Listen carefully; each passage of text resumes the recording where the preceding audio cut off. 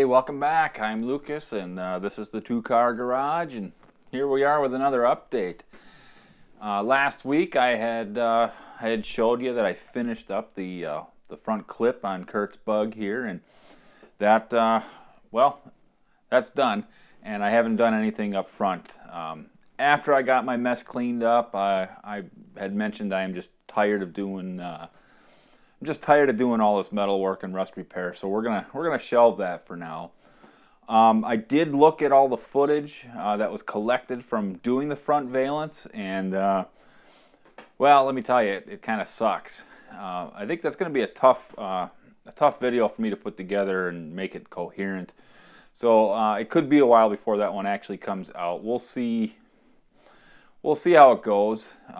But I was so disappointed with the way all the footage turned out that I think we'll probably end up spending a long time on that one. So it could be a while before it comes out. So keep your eyes open. As soon as it comes out, we'll let you know. But for now, like I said, we're done with body work for now. I'm just tired of the mess and dealing with that.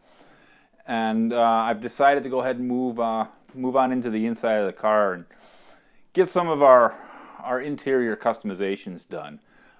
Let me show you where we are right now. You can see that I actually have seats put in it. Now these seats, I don't know if you remember way back when we got this car, it had just a crappy set of bucket seats out of like a Camaro. So I went and picked up a full set of Volkswagen seats. These are actually out of a 65. At least that's what I was told, and so they did bolt right in. But we've got, you know, original seats in the front. We've got an original fold-down rear seat, and everything bolted in. It took me some time to get the front seats to actually work correctly. The seat tracks, you know, if you've ever dealt with these Volkswagen seats, the way the seat track works, the part that grabs the track in the car is just the bottom rail. And if you're not careful and you set them down, it ends up crushing that bottom rail. So it took me, it took me about an hour to get both seats straightened out and in the car. Just getting the rail cleaned up and aligned, and then the rails in the car on the new floor pans, they were a little iffy. So I ended up having to straighten all those out. But we got the seats in; they're working. They go forward and backwards, so we're good to go there. The back seat. I did have some trouble with that one, simply because these were, at some point in their life, they were recovered. And if you take a look right down here, you see all this foam that's sitting on the floor. This foam was in the seat. They just took that foam and they wrapped it right over the original mohair for the seats, and then put the new seat covers on there. It was really pretty nice. The seat cover fit tight. Everything was actually installed really well.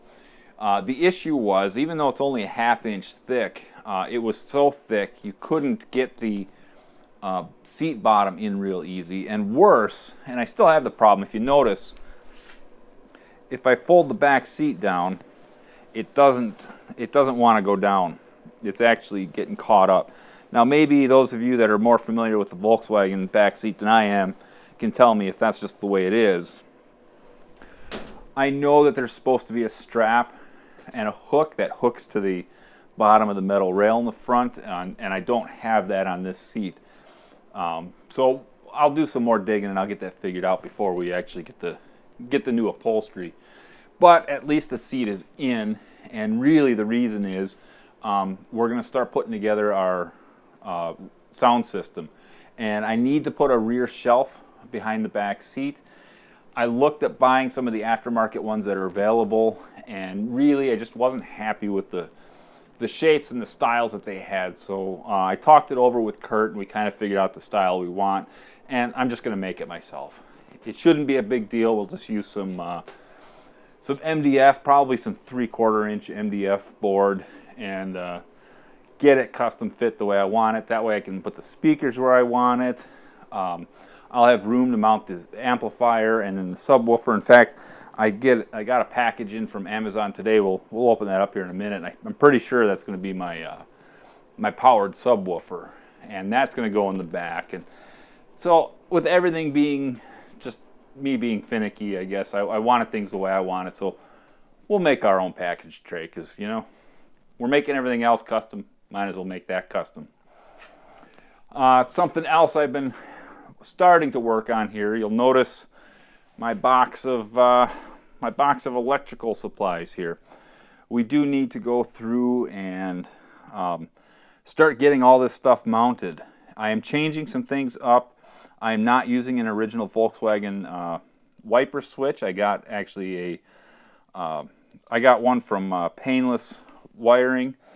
It's a little nicer switch, a little heavier duty. I've had such bad luck with the aftermarket stuff for Volkswagen that I decided to go with something I believe is going to be a little more reliable. And we're also going to be using an electric washer pump, so I wanted a switch that had the electrics built into it, and I didn't want to go with anything late model. So that's what we got going on here. The rest of this stuff, way back last summer, I did a video where I got the new wiring harness and I went and kind of resituated that. And well, after that video was done, it got put in the box and it's been there ever since.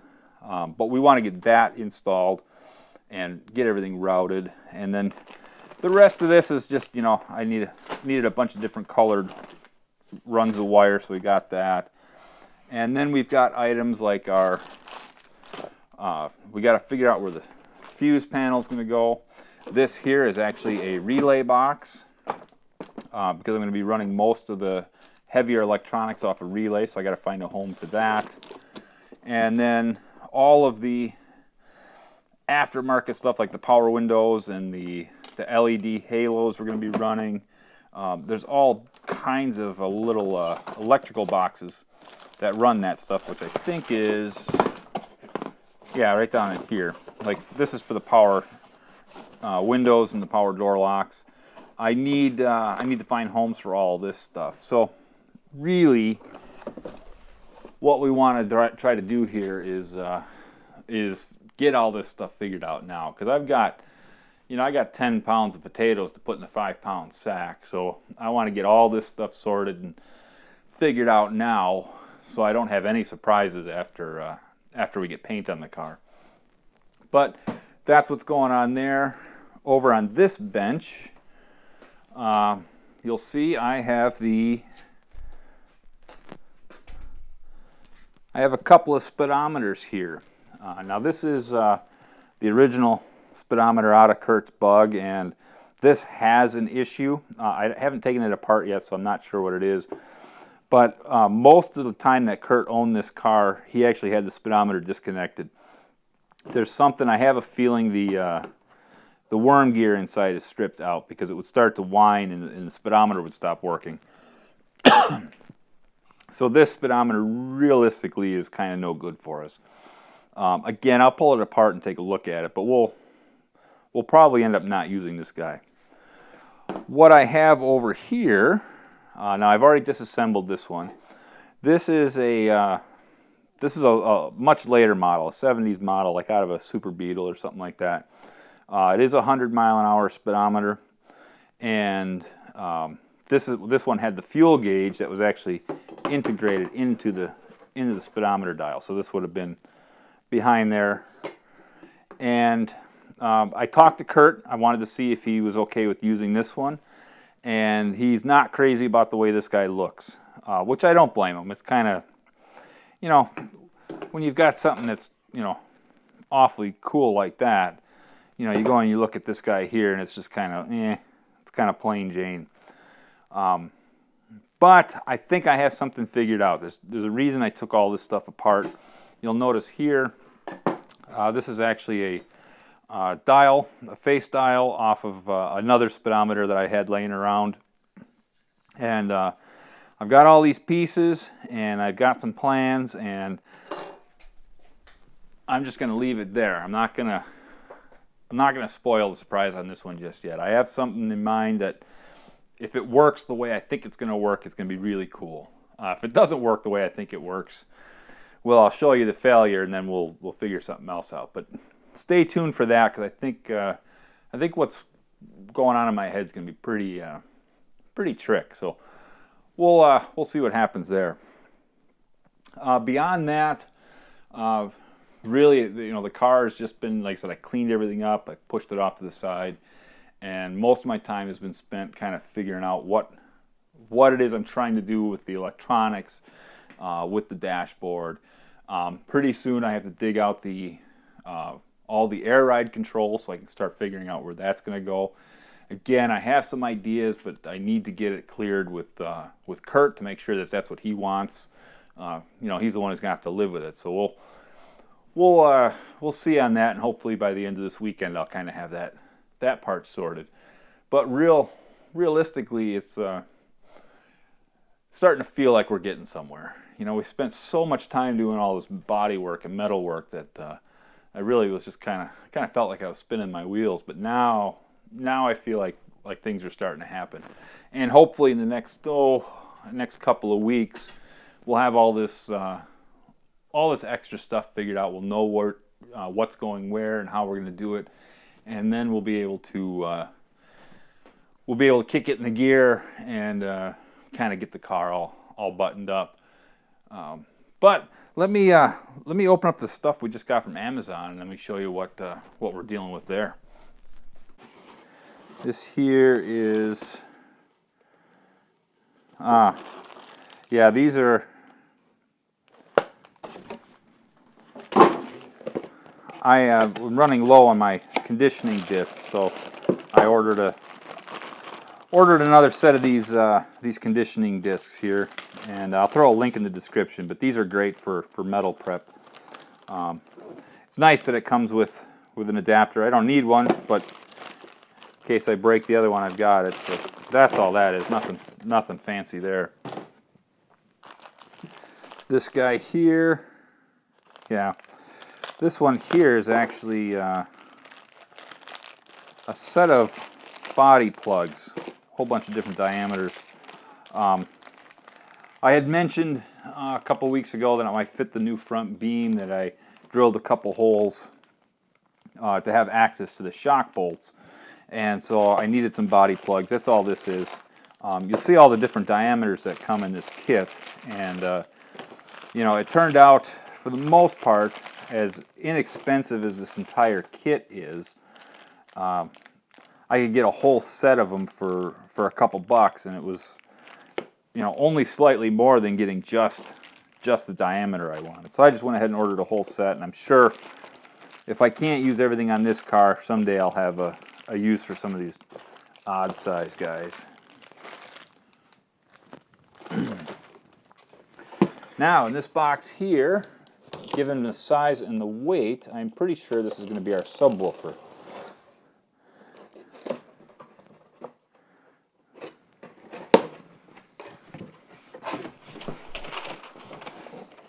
Yeah, sure enough. Let me get this box out of the way. So that's the sub that we're going with. It's a all-enclosed powered subwoofer. It's kind of one of these that's meant to go under the seat of a car. Not overly huge. It's only an 8-inch woofer. But for this little car and for what we plan on doing with the sound system, it should be plenty to make this thump. Again, it's not real big. I wanted something that was going to be small in size here, in order to be able to tuck it away in the back and not get in the way of anything else. So that's going to be our subwoofer. And then over here, this is the amplifier we're going to be running. This is actually a Bluetooth amplifier. We're not going to be running a head unit on this car, a typical head unit. Curt doesn't want one. He doesn't listen to the radio. He only ever listens to music that he has on his iPhone. And so we talked it through, and instead of wasting space and money on a head unit that would never get used, we decided to just go with a Bluetooth amplifier. So it's got the little Bluetooth controller here. In fact, let me open this up. Again, small in size. We don't need a lot of power because I'm only going to be running 4 speakers off of this, just 4 6.5-inch speakers. So that's going to have plenty of power. You know, 400 watts is plenty for what we're doing. And then the actual Bluetooth module, you can see it here connected to this cable, which should be plenty long to reach from the front of the car to the rear of the car. But this is it. That's the radio control right there. You know, so you've got your volume up and down. You've got your song skip and play pause, and really that's all you need. It's pretty slick. You know, we'll end up taking this unit here, and I'm going to tuck that away in the glove box. It has a little mount here that this will actually get mounted in the glove box, and then this is going to be removable. Well, once we get everything fished through. So it can either be in there full time, or if Curt wants, he can pull this out of the glove box and have it sitting like on his lap to have full control. So it really kind of opens up some cool ideas for how we can actually get all this stuff installed. So I'm pretty excited for this. Now, one of the issues with running a Bluetooth device like this, and we're fully aware of it, there really is no EQ control. You will have some control over the bass with the subwoofer because it comes with a bass knob, and I know through your iPhone you can do some equalization on there, but you don't have the same stuff you would if you had a real head unit, and truthfully that's going to be just fine. We talked it through, and just the fact that it's going to have a radio at all really excites Curt, and the fact that he's going to have 400 watts of 6.5-inch speakers plus a 250 watt subwoofer, I think it's going to sound just fine. Will it be hi-fi quality? Well, no. It's not even really high-end car audio. It's just going to be good car audio. Now, you may have noticed that the subwoofer is a Kenwood, the amplifier is a Kenwood. We talked it through because we had a bunch of options with both of these, and Kurt's kind of old school like I am, and he grew up a Kenwood guy. I grew up a Kenwood guy, so we decided that why not just make everything Kenwood. The speakers aren't here yet. I would show you those, but they're just some Kenwood 6.5-inch speakers. When they get here, I'll show you that stuff. But I think it's going to be plenty, especially for this little car. He's not driving it every day. He doesn't live in it like we do our everyday vehicles. So we don't need killer. We just want something that's going to sound good. So that is the beginnings of our sound system. So it should be pretty neat. So that's kind of it. That's our update for this week. I think I've kind of reached a point where I know I'm going to be doing a lot of just piddly little things. In order to get all this right, it just takes time to get everything placed where you want it and make sure nothing's going to interfere with anything else. And then wiring in general is something you really don't want to rush. You want to make sure that you get everything right. So I imagine you're going to see a lot of this type of piddly work over the next couple of weeks, just because I really have one shot to get it right, and I want to make sure that we get everything right. I do have some other cool stuff in the box as far as the wiring goes, and we'll reveal that once we actually get there. But I think when this thing is done, first off, it's going to be modern. Not just new wiring, but I'm changing the whole wiring schematic in general. I'm not going to be running any of the original Volkswagen stuff, except for the ignition switch and the headlight switch. But even with those, I'm putting in some protections, so we're not going to be overpowering the system anywhere. Even though I'll be showing this stuff again, I'm going to go ahead and throw links in the description of the you know, the subwoofer we got, the amplifier, even the, you know, conditioning discs, just in case this, you know, you're looking for any of that kind of stuff.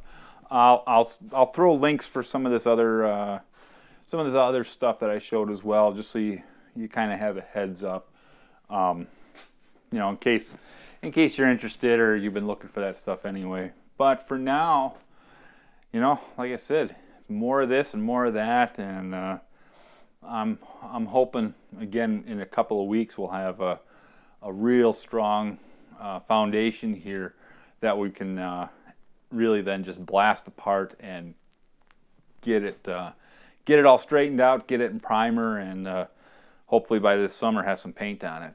You know, just before I grabbed the camera to start recording this video, I did jump online and check and see where we are, and we are right now sitting at 919 subscribers. So we are really, really close to getting to that 1,000 mark. And you know, I mentioned last week that we were going to try to do something to, you know, to celebrate that milestone, and it really seems like, you know, doing like a live stream, a Q&A type thing is really what most people are interested in.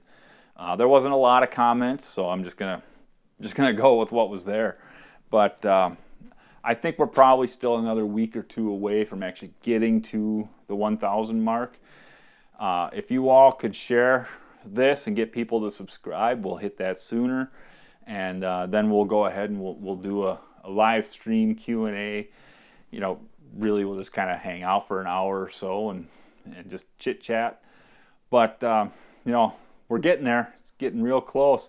And like I said, I have some other ideas for things we can do during that live stream, and we'll see if I can actually get it figured out, you know, as far as technology goes. That's what I know. I think I'm just going to leave you here for today. You know, if you made it to the end here, thanks again. I really appreciate you watching. And really, till the next one, I'll see you around.